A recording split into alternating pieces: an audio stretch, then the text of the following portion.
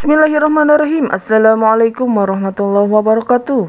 Syukur Alhamdulillah kita bisa berjumpa lagi di channel Doa 69. Saya doakan untuk kalian semuanya sehat walafiat, panjang umurnya, banyak rezekinya, diampuni dosa-dosanya, dan mudah-mudahan kelak di akhirat menjadi penghuni surganya Allah Subhanahu wa Ta'ala. Amin Allahumma amin. Salawat serta salam semoga tetap tercurahkan kepada junjungan kita yakni baginda Rasulullah Sallallahu Alaihi Wasallam. Allahumma salli ala Sayyidina Muhammad wa ala ali Sayyidina Muhammad.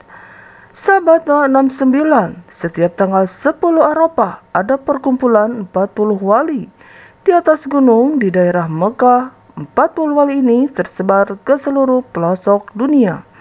Dan setiap tahun mereka berkumpul di atas bukit di daerah Mekah. Yang datang, ada yang terbang, ada yang naik. Sajadah seperti Aladin, ada yang muncul dari bumi, ada yang naik burung, ada yang tahu-tahu sudah di tempat acara tahunan ini. Semacam reuni dipimpin langsung oleh King of the King, Sultanul Aulia, rajanya para wali. Yang setiap masa hanya orang di jagat seluruh alam semesta ini. Di atas bukit mulai terdengar dentuman-dentuman lantunan zikir yang terpancar dari hati mereka. Di atas bukit para malaikat berwujud awan ikut menyemarakkan acara reuni tahunan ini. Dengan hembusan angin yang sepoi-sepoi terlenturkan takbir, tahmid, dan tahlil. Tampak di kejauhan di bawah bukit ada orang yang tidak terlalu tua, tampak tertatih-tatih dan sangat kesulitan mencoba menaiki bukit. Berbeda dengan wali-wali yang datang sebelumnya, seorang tua ini tampak sangat kesulitan menaiki bukit dengan tongkatnya. Dia berusaha melewati bebatuan yang terjal dan berliku. Kadang dia berhenti sebentar untuk mengatur pernapasannya, lalu melanjutkan menaiki bukit lagi. Setelah sampai di puncak, tampak jelaslah orang ini gemuruh napasnya. Masih tampak tersengal-sengal kelelahan. Pakaiannya biasa jubah putih yang kecoklatan, terlihat agak kotor. Walaupun ke wajahnya selalu tersenyum, dari wajahnya bisa dikatakan orang ini tidak gampang meremehkan orang lain, tawadu dan sopan. Para wali menghentikan aktivitasnya setelah melihat kedatangan orang tua ini. Suasana tiba-tiba hening. Satu persatu para wali menyalami orang ini dengan penuh hormat dan takjim. Ahlan wa sahlan ya Habiballah, ya Sultanul Aulia, ucap mereka. Ternyata orang yang tampak biasa sekali ini adalah rajanya para wali. Keramatnya dan kesaktiannya seakan tidak ada sama sekali. Tolong panggilkan Faidi dari Indonesia itu, suruh ke sini, ucap sang Sultanul Aulia kepada para wali. Di sela-sela kerumunan para wali, muncullah seorang pemuda yang jasadnya tentara dan peci hitam yang agak tinggi. Dari wajahnya terlihat kalau Faidi ini pemuda yang kocak dengan wajah cengar-cengir. Pemuda ini mendekati sang Sultan Aulia dan mencium tangannya. Setelah wali ini menghadap sang sultan, ini berkata kepadanya, "Hai, sini aku minta rokoknya dan tolong sekalian masak air buatku." Kopi wali yang kemana-mana membawa rokok dan kopi, hanya wali dari Indonesia. Sehabis dari pertemuan di Mekah, wali Faidi kembali lagi ke Indonesia. Wali Faidi ingin mencoba ilmu yang baru saja didapati dari temannya. Wali dari India yang bernama Naisirkan, ilmu yang dipelajarinya yaitu ilmu melipat bumi. Teman wali Faidi ini memang terkenal sakti. Seluruh biskut di India berangkat ke Mekah. Wali Faidi nuntut temannya dari India ini. Wali Faidi hanya disuruh menggandeng tangannya. Lalu tiba-tiba saja Wali Faidi dan temannya Nasirkan sudah berada di Mekah, di atas bukit tempat pertemuan. Karena kasihan walinya kan ini menjajahkan ilmu melipat bumi kepada Wali Faidi, supaya di acara pertemuan-pertemuan yang akan datang, Wali Faidi tidak repot mencari tuntunan lagi.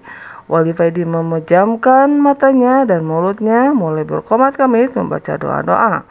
Khusus tiba-tiba tubuh Wali Faidi terasa dingin, bumi yang didudukinya terasa seperti es.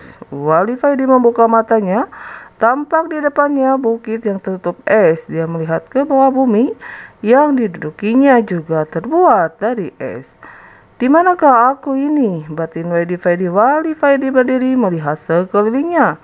Semuanya tampak putih, tertutup salju. Wali Faidi berjalan mengintari tempat yang belum pernah dilihat selama hidupnya. Sepi, tiada orang sama sekali. Lama tempat Wali Faidi mendengar ada orang yang bersenandung membaca sholawat. Wali Faidi dengan langkah perlahan-lahan mengikuti asal suara senandung sholawat tersebut. Dan tampaklah di dalamnya beruang besar putih yang membungkuk di tepi sungai mencari makanan ikan segar. Masya Allah, ternyata yang bersenandung itu bukan manusia, tapi beruang putih ini.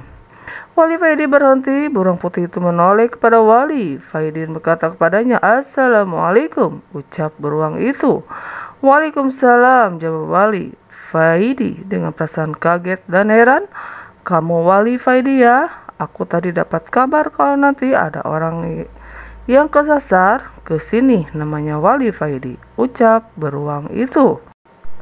Setelah memakan ikan yang baru didapatnya, beruang putih itu melanjutkan berkata lagi, "Kamu jangan khawatir, memang sudah biasa. Orang baja itu tidak bisa langsung menguasai ilmu yang baru didapatnya. Cobalah sekali lagi," kata beruang tersebut. Lalu pergi meninggalkan Wali Faidi. Wali Faidi diam 1000 bahasa. Wali Faidi mendongak ke atas melihat posisi matahari.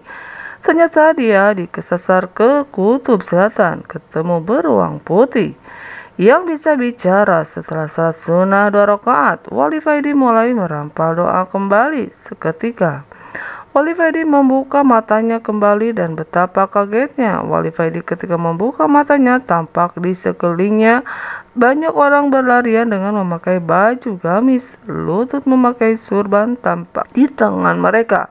Senjata 47 terdengar suara bising. Peluru berseliweran. Aduh, kasar lagi. Aku ini tadi kesasar ke kutub selatan. Sekarang kesasar lagi ke Afghanistan. Wes. Kok nggak kesasar ke Hollywood saja? Wali Faidi mengamati salah satu pasukan yang semuanya berjenggot panjang. Wali Faidi tersenyum sendiri melihat jenggot mereka. Memang di negara yang dikuasai Taliban, ini bukan operasi helm yang dilakukan di sana, tapi operasi jenggot. Kalau ada laki-laki yang tidak berjenggot, maka kening teliang. Wali Faidi berdiri berjalan mencari ke tempat yang Wali Faidi tidak suka dengan peperangan. Wali Faidi memutuskan untuk langsung pergi saja. Setelah menemukan tempat yang sepi, Wali Faidi mulai merampal doa-doa ilmu, melipat buminya lagi. Angin sepoi-sepoi menapa wajah Wali Faidi. Wali Faidi membatin mudah-mudahan tidak kasar lagi. Wali Faidi membuka matanya perlahan-lahan. Tampak di depannya rumah yang terbuat dari kayu, persis rumah para transmigrasi di luar pulau. Tidak lama kemudian, keluarlah seorang tua berpeci putih dengan baju takwa dan bersarung, melambaikan tangannya memanggil Wali Faidi. Wali Faidi teringat dengan orang tua itu. Beliau adalah Habib Ali Al-Basi, Fahad Malaysia, yang kemarin juga ikut pertemuan di Mekah. Masya Allah, ternyata aku masih kesasar lagi, batin Wali Faidi. Wali Faidi melangkahkan kakinya mendekati Habib Ali Al-Basi. Wali Faidi teringat beberapa tahun yang lalu ketika Sayyidi Kiki dan Mekah mau berkunjung ke dalamnya. Habib Ali ini dalam perjalanan Sayyidi Michael ini tiba-tiba merasakan rindu yang amat sangat terhadap jatuhnya baginda Nabi Muhammad. Setelah sampai di depan Habib Ali hanya menyuruh masuk. Sayyid Maliki sedang merombongan yang lain disuruh menunggu di luar. Beberapa menit kemudian Sayyidi Maliki keluar dengan berurai air mata. Sayyidi Maliki menangis terseduh-seduh. "Sudah terobati kangenku," ucap Sayyidi Malik dengan masih menangis. Ternyata ketika Sayyidi Maliki masuk ke Habib Ali, Sayyidi Malik pertemuan oleh Habib Ali dengan baginda Nabi Muhammad Sallallahu Alaihi Wasallam. "Mari masuk, jangan melamun saja," ucap Habib Ali. "Bakat dengan ilmu melipat bumi itu jadi nanti sudah dicoba lagi. Kamu naik pesawat saja dari sini ke Indonesia," kata Habib Ali. "Tinggi bah," jawab Wali Faidi. "Siapa tahu nanti ketika kamu naik pesawat kamu bertemu dengan Mulan Jamilah yang kamu gandrungi itu," goda Habib Ali Wali Faidi. hanya bisa tertawa mendengar godaan Habib Ali ini. Setelah makan bersama Wali Faidi pamit pulang. Habib Ali menepuk-nepuk pundak Wali Faidi, mengantarkannya keluar dari dalam. Ingat perintah sang sultan. Setelah sampai ke rumah, segera ke Gunung Arjuna untuk halwat di sana. Tinggi mbah, jawab Wali Faidi. Setelah mencium tangan Habib Ali, Wali Faidi beranjak pergi ke bandara naik pesawat pulang ke Indonesia. Setelah beberapa hari di Indonesia, Wali Faidi ini berencana melakukan suluk nyepi ke Gua Gunung Arjuna. Sesuai perintah yang Sultanul Aulia, Wali Faidi mulai berkemas untuk berangkat ke Gunung Arjuna. Joko sudah disiapkan, mulai dijasmai gunung garam dan jarum sudah lengkap, tidak ketinggalan kopi satu balai juga dibawanya. Setelah sampai di kaki Gunung Arjuna, Wali Faidi mulai mendaki mencari gua yang dimaksud oleh sang Sultanul Aulia. Pada hari yang ke-7 sejak pendakian, Wali Faidi akhirnya menemukan gua tersebut.